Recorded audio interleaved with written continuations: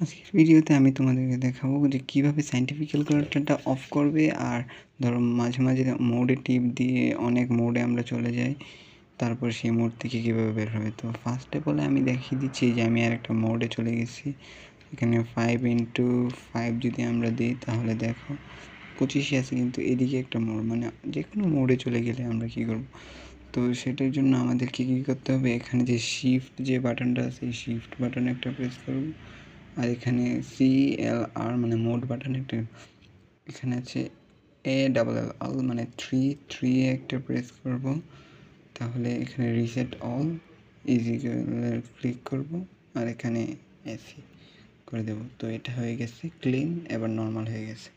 তো অনেক সময় অনেক কারিগরির কারণে আমাদের ক্যালকুলেটরটা একটু উল্টাপাল্টা হয়ে যায়। তো এবার আমি দেখাবো যে কীভাবে অফ করে। তো অফ করা খুবই সোজা, শিফট আর এখানে এসিতে ক্লিক করবো, তাহলেই হয়ে যাবে অফ। তো ভিডিওটা ভালো লাগলে অবশ্যই লাইক দিবে এবং চ্যানেলটাতে সাবস্ক্রাইব করে যাবে ইনশাআল্লাহ। আসসালামু আলাইকুম।